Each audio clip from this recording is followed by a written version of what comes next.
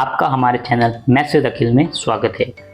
आज हम class 10th के गणित विषय में प्रश्नावली 1.1 के तीसरे सवाल को हल करेंगे।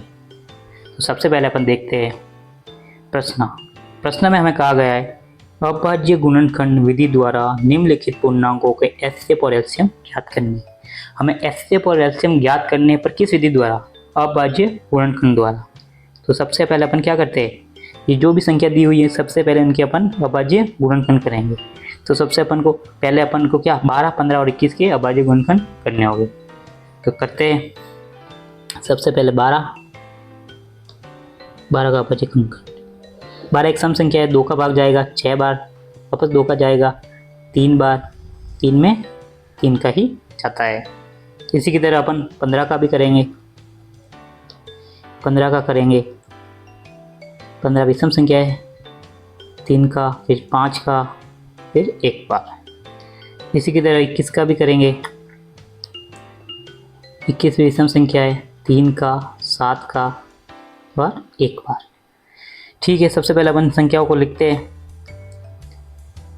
12 के अभाज्य गुणनखंड 2 गुणा 2 गुणा 3। 15 के अभाज्य गुणनखंड 3 गुणा 5 और 21 के अभाज्य गुणनखंड 3 गुणा 7। अभी सबसे पहले अपन इसके एचसीएफ ज्ञात करेंगे। एचसीएफ का मतलब क्या है? ऐसी संख्या जो इन सब के अभाज्य गुणनखंड में कॉमन आए, यानी कि जो सब में आनी चाहिए। तो आप देख सकते हैं 3 इन सब में कॉमन आ रही है। तो अपन लिखेंगे एचसीएफ ऑफ 12, 15 व 21 क्या होगा? 3। उसी तरह से अपन ज्ञात करेंगे एलसीएम ऑफ 12, 15 और 21। एलसीएम का मतलब ये होता है कि अधिकतम जितनी भी घात होती है ना, वो सब पूरी लेंगे अपन। जैसे 2 की अधिकतम घात आपको कितनी दिख रही है? 2। 3 की अधिकतम घात 1 ही दिख रही है, 5 की अधिकतम घात भी 1 ही दिख रही है और 7 की अधिकतम घात भी 1 ही दिख रही है। फिर इनको आपस में गुणा करेंगे। 2 की घात 2, 4, 3 की घात 1, 3, 5 और 7। 4 तिया 12 और 5 सत्ते 35। 35 और 12 को जब आपस में गुणा करेंगे तो अपना उत्तर आएगा 420। तो 420 अपने क्या हो गए?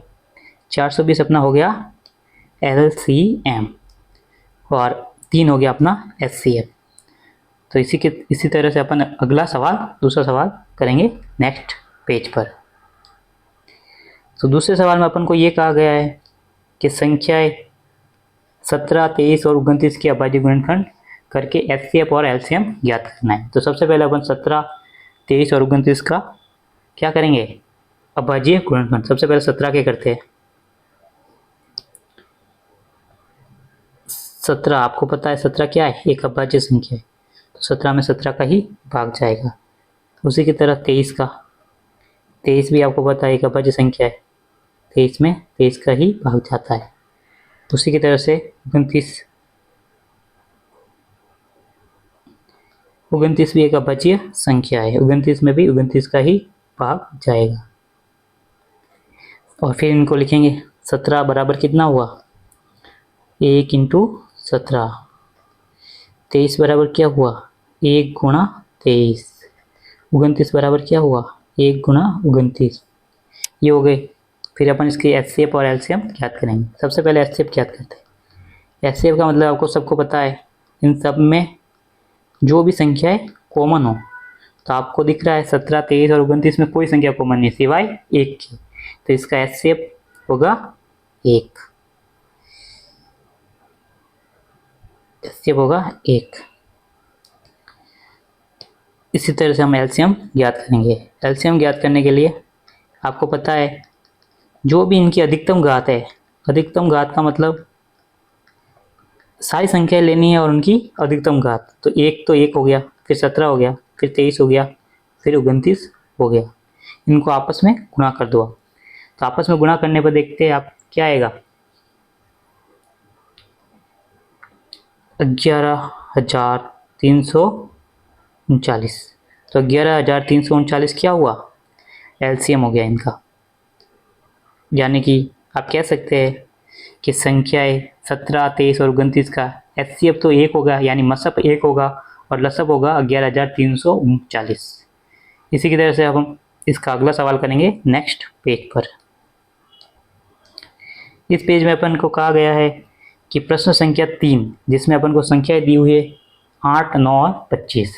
8, 9 और 25 में आपको क्या करना है, इनके लसप और मसप ज्ञात करने, वो भी कैसे, अभाज्य गुणनखंड विधि द्वारा। तो सबसे पहले 8 और 9 और 25 के अभाज्य गुणनखंड करेंगे। सबसे पहले 8 का करते हैं। 8 एक सम संख्या है, 2 का जाएगा 4 बार, वापस 2 का भाग जाएगा 1। इसी तरह से 9 का करेंगे। 9 में 3 का जाएगा 3 बार। इसी तरह से अपन 25 का भी करेंगे। 25 में 5 का जाएगा 5 बार। 8 के अभाज्य गुणनखंड क्या हुए, 2 इंटू 2 इंटू 2।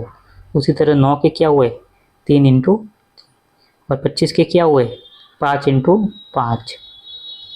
फिर अपन एलसीएम और एचसीएफ ज्ञात करेंगे। सबसे पहले एलसीएम, अब की बार एलसीएम पहले ज्ञात करते हैं। एलसीएम का मतलब क्या होता है, अधिकतम घात जितनी भी है उन सबको लिखेंगे और गुणा करेंगे। अधिकतम घात क्या है, 2 की अधिकतम घात है 3, 3 की अधिकतम घात क्या है 2, और 5 की अधिकतम घात क्या है 2। तो सबसे पहले इनको गुणा करो। 2 की घात 3 क्या हुआ 8, 3 की घात 2 क्या हुआ 9, 5 की घात 2 क्या हुआ 25। फिर आपस में गुणा करेंगे तो कितना आएगा 1800। 1800 क्या हो गया इनका एलसीएम। अब एचसीएफ ज्ञात करेंगे। एचसीएफ का एलसीएफ ज्ञात कैसे करेंगे, इनमें जो भी कॉमन है, तो आपको दिख रहा है 8 में सारी 2 वाली संख्या है, 9 में सारी 3 वाली है और 25 में 5 वाली है। तो इनमें कॉमन आपको कुछ भी नहीं दिख रहा है। तो जहाँ पे कॉमन कुछ नहीं दिखता है वहाँ पे अपन को 1 रखना है। तो इसका मसब तो हुआ 1 और लसब हुआ 1800। तो उसी की तरह से अपन ने तीसरा सवाल कक्षा 10 के प्रश्नावली 1.1 का पूरा कर दिया है। धन्यवाद।